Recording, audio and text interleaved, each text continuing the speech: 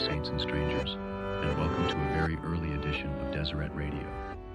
It is currently 5:04 a.m. Mountain Standard Time, assuming time is still standard, which, given recent events, feels like a rather bold assumption. Broadcasting today from the pre-dawn chill settling over Eagle Mountain, from the nervous flicker of porch lights anticipating the sunrise, and from the profound silence emanating from the now empty space where Brother Finch's minivan used to be before it dissolved into a fine mist tasting vaguely of fry sauce. Today's temperature is identical to the current estimated number of unindexed thoughts still rattling around the collective consciousness of this valley. Forecasters predict this number will decrease sharply around sunrise, or possibly reach zero. Meteorology is becoming increasingly judgmental. A brief update for early risers. Approximately 40 minutes ago, Brother Lindstrom and the Golden Boy, their preliminary audit apparently concluded, were seen re-entering the shimmering doorway of the ward library, which, yes, decided to rematerialize briefly beside the stake center flagpole. Witnesses described them carrying large, empty archival boxes and what looked like extra-strength date stamps. They appeared focused, efficient, and ready to, quote, secure the stacks against tidal fluctuations. The library door sealed behind them with a sound like a closing vault, mixed with softly sung primary hymns. Whatever happens next, saints, it seems the Catalogue is prepared. The question is, are we? Stay tuned. Dawn approaches, and with it, the tide. All right, saints, reports are starting to flood in now. The sun isn't quite up, but Deseret is buzzing. Listeners near Temple Square are describing, well, something significant happening with the giant golden beehive. Callers say, hold on. Yes, they're saying it's splitting open, right down the middle, like warm funeral potatoes being served. One caller offered helpfully. They're describing a bright, warm, amber light spilling out. The smell, they say, is intense honey, but also ozone, like right before a lightning strike, or perhaps right after someone tries to microwave leftover tinfoil, and inside, okay, this is, several callers are confirming this now. Inside the opened hive, they're seeing the Fourth Ward meeting house, or a version of it. It appears shrunken, they say, condensed, and, wait, covered in what? Antennas, bristling with metallic antennas, glowing faintly. Saints, it sounds like the Fourth Ward building has been turned into some kind of rogue broadcast center. Hold on, I think. Yes, we're picking up faint transmissions here at the station now, cutting through the usual static. It sounds like, yes, that's definitely ward radio. Stuck on a loop, it sounds like. Audio of the ward radio loop distorts slightly under the narration. Always remember to be nice. Niceness is next to godliness. Here in beautiful Utah, just be nice. Repeating that, frankly, quite condescending message about niceness. But wait, getting more reports now, overlapping calls, figures spotted on Temple Square, dressed in, yes, callers are confirming, veiled tactical gear, moving with precision, deploying smoke canisters, thick smoke, smelling like honeycomb. Saints, it sounds like the Bees of Deseret have arrived on the scene. And now, okay, listeners are describing a swarm, a massive organized swarm rising through the smoke, heading directly for the chapel antenna thing. There are sounds now. Loud buzzing, callers are saying, visible sparks. Yes, we're hearing it too now. That ward radio signal is breaking up, filled with static. Sounds like the bees are, well, doing what bees do when faced with unauthorized fictional broadcasts. They're intervening, forcefully. The niceness loop is gone. Just static and buzzing now. Okay. Wow. Temple Square is reportedly silent again. The Bees of Deseret appear to have neutralized the rogue Fourth Ward broadcast. Stand by, saints. Dawn hasn't even fully broken. And already, it's been a morning. Well, Saints, the immediate aerial assault on the ward radio transmitter seems to be over. Temple Square has fallen quiet once more, smelling strongly of beeswax and thwarted niceness. But it seems our adversaries aren't relying solely on aerial broadcasts. Just moments ago, as the last bee presumably reported back to its commanding officer, something new arrived here at the studio. Not a package this time. An old-fashioned reel-to-reel tape, pushed directly through the mail slot. It's unlabeled, except for a small, neatly handwritten sticky note that reads, "A friendly word. Please play. It's important and nice." Saints, the methods may change, but the source feels familiar. This reeks of ward radio, of the fictional governor, of Utah. Now normally, we might file this under suspicious propaganda best used as a coaster. But given the morning's events, perhaps it's best we all hear the sales pitch directly. Understand the nature of the temptation we face. Forewarned is forearmed, even if the warning comes wrapped in folksy appeals to niceness. So, with apologies to the Bees of Deseret who just risked their stingers silencing the last broadcast, we're going to play this reel. Secure your testimonies, Saints. Double-check your spiritual foundations. Listener discernment remains paramount. Hey there, neighbors in Deseret. This is the governor of Utah speaking. Hope this message finds you well. Or, as well as can be expected, I suppose. We hear things are pretty unique over your way. Sounds like you folks deal with a lot. Disappearing buildings, prophetic food items. It must all keep you on your toes. Listen, I know your radio folks probably say Utah isn't real, and that's okay. We can disagree. The important thing we feel is to try and disagree better. Just be kind, you know? That's something we really focus on here in Utah. Just niceness.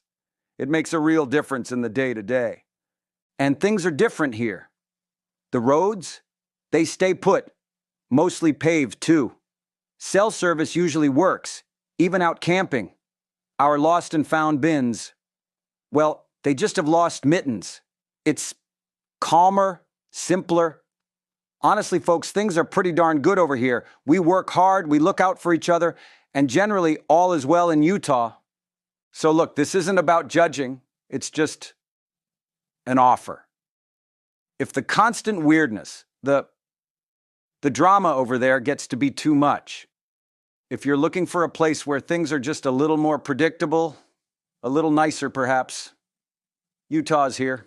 We've got room. Ward Radio has some information if you're curious. No pressure at all. Just wanted to reach out, neighbor to neighbor. Hope you all have a good day, all right? Take care now. Right. Well, there you have it, Saints. The voice of niceness. The voice of reasonable, folksy concern from across a border that doesn't exist. He sounds convincing, doesn't he? Like a friendly neighbor offering a cup of sugar, or perhaps offering an escape route paved with plausible deniability and functioning utilities. He emphasizes kindness, simplicity, normalcy. The things Deseret often seems to lack amidst the fervor, the prophecy, the sheer sacred strangeness of it all. But Saints, beware the siren song of nice. Beware the allure of simple. Deseret isn't always nice. It demands sacrifice. It tests faith. It asks us to wrestle with truths that aren't comfortable or convenient. Our weirdness isn't a bug. It's a feature. It's the sign that something real is happening here. Something beyond paved roads and reliable cell service. This governor, this voice from the fictional ether, offers an easy path. But easy paths rarely lead to Zion.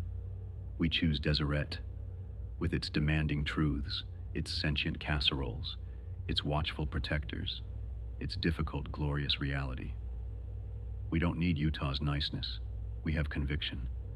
And that, Saints, is far more enduring. Secure those testimonies. The sales pitch is slick, but the product is fictional. Hold on, Saints. Getting multiple frantic reports now. 2 figures, on horseback, appearing seemingly out of nowhere, converging on Temple Square. Descriptions are, well, they're exactly who you'd expect in a moment like this. Weathered face, iron beard, duster coat. Listeners are certain that's Porter Rockwell. And beside him, the other figure, tall, wide-brimmed hat, an aura of complete silence even over the phone lines. Saints, it has to be Hoss. They've stopped. Reports say they've stopped right before the open beehive, where the damaged 4th Ward transmitter sits sparking. What are they doing? Listeners say they're reaching into their coats? Not for guns, it seems, but playing cards. Callers are shouting now. They threw them. Rockwell and Hoss. They tossed playing cards directly at the smoldering antennas. Someone near the front got a clear look. They're saying it was a joker, and a 3 of hearts, looking old and marked watchman, just like the ones reported before. Did you hear that? A big flash on Temple Square, callers are reporting. A loud zap, and the static, the last remnants of that ward radio signal. It's gone, completely silent. It seems Rockwell and Hoss just delivered the final blow with playing cards. Of course they did. This is Deseret. Okay, now, this is truly bizarre, Saints. Listeners are saying the beehive itself, the giant golden structure, it's sealing itself back up, sliding shut, and it's shrinking. Several callers confirming this. It's shrinking rapidly, condensing down to the size of a jam jar, a glowing golden jam jar sitting on the pavement. And the Bees of Deseret, reports say they're moving back in now. The tactical teams, carefully approaching the miniature beehive reliquary. Yes, listeners say they're collecting it, placing it in some kind of heavily padded, official-looking evidence container. Sanctified evidence, one caller thought they saw written on the side. And now, the bees are departing, as quickly and efficiently as they arrived. Scene secured, evidence collected. What about the riders? Rockwell and Hoss. Callers say they just nodded, once, then turned their horses and rode away, opposite directions, leaving Temple Square empty except for, well, an awful lot of confused onlookers and the lingering smell of honey, gunpowder, and ozone. An unlikely cleanup crew, it seems. Judgment rendered. And just like that, Saints, silence returns to Temple Square. But the morning's activities, it seems, are far from over. Attention shifts now, drawn irresistibly, it feels, to the Stake Center Chapel. Right there, shimmering into existence halfway down the main aisle, flanked by empty pews still radiating faint disappointment from yesterday's overly long High Council report, is a doorway. The ward library entrance, back from its dimensional sabbatical. Through the doorway steps Brother Lindstrom, looking remarkably refreshed, as if he just spent 40 minutes alphabetizing eternity. Beside him glides the Golden Boy, glowing with the soft intensity of 1,000 optimally invested tithing dollars. They pause, surveying the chapel, and then things get administrative. Floating into the air around them come the ledgers, not dusty old books, but sleek, hovering tablets of light, flipping open silently, expectantly. The Catalogue is open for business. Brother Lindstrom raises his large, official-looking date stamp. He eyes the table in the foyer, still laden with refreshments from last night's activity committee meeting. Specifically, Sister Peterson's renowned lemon bars. Yes, those lemon bars. He brings the stamp down onto the empty air above the dish. And the lemon bars, they lift. Gently, serenely, they float upwards, past the light fixtures, coming to rest among the steel rafters of the chapel ceiling. Apparently, Sister Peterson's baking meets the criteria. Status, renewed, good for her, and presumably for anyone attempting missionary work in the chapel attic. Next, Lindstrom turns his attention towards the parking lot window. His gaze settles on Brother Jensen's mud-splattered Suburban. The stamp descends again, and the Suburban dissolves. Not violently, just deliquesces into a shimmering mist that smells unmistakably, unequivocally, of fry sauce. Status, overdue. Brother Jensen is going to need a ride home. Lindstrom seems to consult the golden boy, who gives a subtle, glowing nod towards the west side of town. The stamp falls once more. That would be the electric car impound lot. Or rather, where the impound lot used to be. It just sank, subsided quietly back into the earth, leaving only smooth, undisturbed dirt. Awaiting reseeding, perhaps. Status, shelved. And accompanying this flurry of celestial judgment and reorganization, a soundtrack, saints.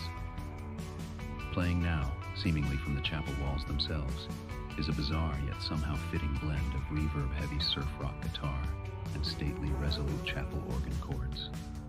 The official music, apparently, for having one's eternal status confirmed. The Catalogue commences Saints, scored by hymns suitable for hanging 10 on the River Jordan. The Great Renewal is truly underway. Saints, the music has shifted, the stamping has ceased, and now comes the tide. A wave, but not of water. A wave of pure golden light is emanating from the library doorway, washing through the chapel, spilling out into the streets, blanketing the valley. It doesn't destroy, it illuminates, and carries with it the impossible sound of ocean waves breaking on distant shores, somehow harmonizing with the faint strains of "Come, come, ye saints." It smells of salt and ozone and perhaps resolution. And as the golden light washes over everything, the sorting happens. Those marked overdue, they're not distressed. There's no panic. They simply recede, like figures drawn on sand being gently pulled back by the tide. We see neighbors turning, smiling faintly, then dissolving into shimmering particles that flow westward, towards the place on the map marked "Here Be Fictions," also known as Utah. Items stamped the same: expired food storage, questionable ward art projects, that one eternally broken lawnmower. They too slide painlessly out of existence, leaving neat, empty spaces behind. A gentle, administrative rapture, bound for the land of niceness and paved roads. Those marked renewed remain. They describe a feeling, not of triumph, but of lightness, as if decades of accumulated spiritual anxiety and casserole-related guilt have simply evaporated. Sister Albright is reportedly levitating slightly again, humming hymns in perfect four-part harmony by herself. Others simply stand, blinking in the receding golden light, noticing the sudden, quiet absence of those who are elsewhere now. And the others? The watches of Deseret? On the mountainsides, the silent watches are seen slowly dipping their heads, a gesture of solemn observance. The wave passes, the light fades. The impossible ocean sounds retreat, leaving behind a quieter Deseret, a lighter Deseret perhaps, certainly a more categorized Deseret. The high tide has washed through, taking the overdue with it. The renewal, it seems, has reached its first dramatic conclusion. The golden light has fully receded. The impossible ocean has retreated from our senses. The great renewal, the dawn of the tide, has washed over Deseret, leaving us, the renewed, the catalogued, the ones who remain. Ward radio is silent, utterly. The shrunken Fourth Ward reliquary, bristling with its now useless antennas, is safely in the custody of the Bees of Deseret, filed away, presumably, in a honey-sealed evidence locker pending further sanctification. That tape from the governor, still sitting here in the studio, politely looping the sound of blank tape hiss. A message, perhaps, in its own right. Back at the Stake Center Chapel, the library doorway still shimmers in the main aisle. Brother Lindstrom steps towards it.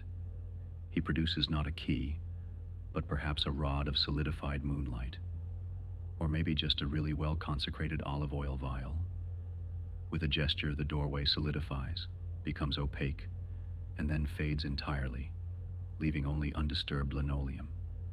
The catalog, for now, is closed, locked, secured. Lindstrom turns. Beside him, the Golden Boy nods once, a gesture filled with cosmic finality. Then the Golden Boy turns his glowing gaze outward, not towards the remaining saints, but westward, towards the borders, towards the fictional horizon where Utah supposedly lies. He raises a hand, and for a fleeting moment, projected onto the chapel wall above the faded missionary map, appears a final image, a clear, sharp outline of Deseret, our familiar valley. But encroaching from the west edge of the map, a crackling wave of static, labeled with the single stark word, Utah. The static pushes against the border, contained for now, but persistent, threatening. The image holds for a second, then vanishes as the Golden Boy lowers his hand, his usual serene glow returning. The image fades, and as it does, saints, reports are just confirming. On the distant peaks where the watchers stood observing the tide, they are no longer visible. Not vanished entirely, perhaps, but shifted, repositioned. Listeners with telescopes claim their silent forms are now gathered differently, their unblinking gaze fixed firmly towards the west. The message is clear, saints. The internal sorting may be complete for now, the catalog secured, but the external interference, the pressure from beyond our borders, the war with fictional Utah and its promises of niceness, that has only just begun. And the watchers? It seems they are no longer content to merely witness. They too are turning their attention westward. So here we are, fewer perhaps, lighter maybe, definitely more thoroughly indexed. The tide has come and washed away the overdue. We remain, in this dusty, demanding, peculiar valley, ready for what comes next. Deseret endures, dusty, peculiar, and absolutely, resolutely not nice. Good night, saints, and may the desert keep you vigilant.